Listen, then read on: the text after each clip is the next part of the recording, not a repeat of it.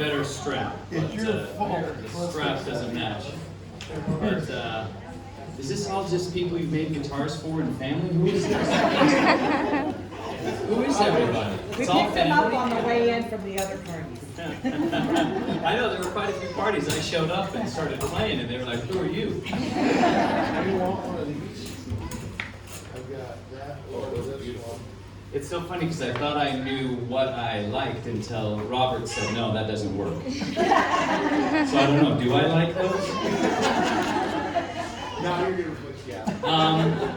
So this guitar, let me just tell you. So I'm a musician, and one of the things that I get to do is I get to write songs about hope and life and struggles. And when I came to Robert, I have a TV show on BYU TV called Making Good, and in every episode I join up with an organization that's trying to make a difference in the world. And one of the things that I do is I write a song for the organization. So I asked Robert if he makes guitars with songs preloaded, because it's a stressful thing, because I meet with the organization, I spend a few days with them, and then on the last night before I leave, I'll sit in my hotel room all night and stressfully write a song. So that's why I was hoping he made guitars that had songs in them. Anyway, so I came to him, a good friend of mine, Brady Bills. I saw that he had posted about a Rask guitar, and I wanted something that meant something to me, so that people would feel the spirit of how important music is to me. So I said, "Brady, is it really a good guitar?" And he goes, "Oh, Kirby, it's the best guitar you'll ever touch, ever smell, ever feel, and sometimes taste." If you're really hungry and you're a struggling musician, Rask guitars are very nutritious. But anyway, so Robert and I talked, and he had seen the show, and he knows that my whole job is to inspire people and to kind of get out of the way of the organization and to get out of the way of the music and just give them a gift.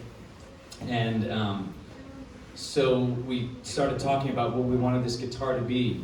And the most important thing for me was I have kind of a mellow, soporific voice. I learned what that word means. That means sleep-inducing. So I have a beautiful soporific voice.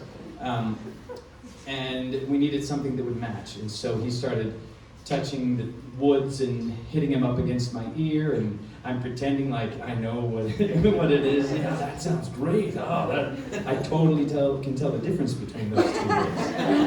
And then Kirby, yeah, it's great. So we came up with this guitar, and then just inspiration and prayers and everything that I ever dreamed a guitar would be was poured into this guitar. And the whole reason for the music that I do is to hopefully inspire people and let them know that they are loved, that they're thought of, and that's what this guitar does. So this, are you guys bored of hearing about guitars already? This is beautiful, first off. It is an insane guitar. This is Sinker Redwood right here. You can see there's kind of a flame coming up. And do you guys know what Sinker Redwood is? I guess if you're related to Rask, you need to know some wood. I'll tell you just in case. This has been under a river for about 100 years in California, so it absorbs minerals and beautiful tones. So I love warm sounding guitars, and that's exactly what this did. And then on the back here is Honduran rosewood. And you can see the way that the grain of the wood is when it's put together like this. It creates two things for me. There are angel wings there, and this is the natural coloring of the wood. And then also there's a flame, a small, well, not small, it's pretty big, candle flame that represents everything that Robert and I wanted to do with this guitar, and that's to be a light for other people. So this guitar represents that.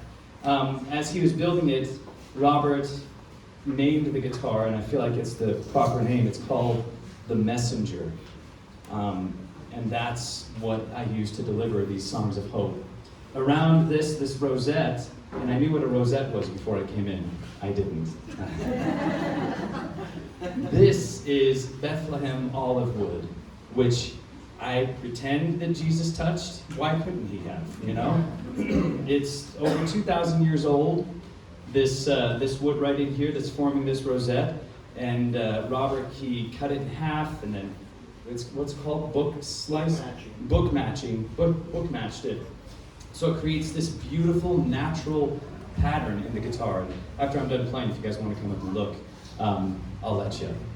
But, so in that, there is, you know, it was around 2,000 years ago, so why wouldn't the Savior have touched this wood? And then there's also that beautiful wood right here at the end, that Bethlehem olive wood. Also inside here, I don't know why, but I guess for stability, Robert, you have to put some woods that he glues together. Let me put that on right here to make this stronger, support the wood. Yeah, it's for the sides to join together. To join together. Glue. So he stacked a bunch of wood together, and he found that, I mean, he has wood from everywhere.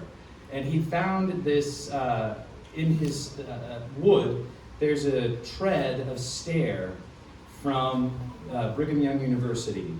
They were remodeling a part of one of the buildings there, and he said, I found this wood and I think it'll be perfect inside the guitar. It's something that we'll never see but we'll feel. He said there are thousands of footsteps of saints that have tread on this stair. So their faithful actions are here in this guitar. No one will see those. None of us really know any of those people that walk those stairs, but they're here in the heart of this guitar.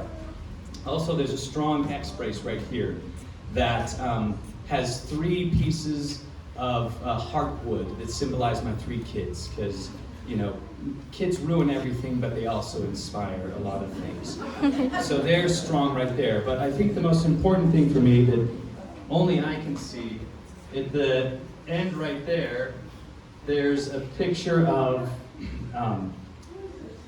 a dove with an olive branch in its mouth, symbolizing for me what every song that I write is about. It's about my Savior, and also my wife. I nicknamed her a long time ago. We've been married for forever. We knew each other in 7th grade.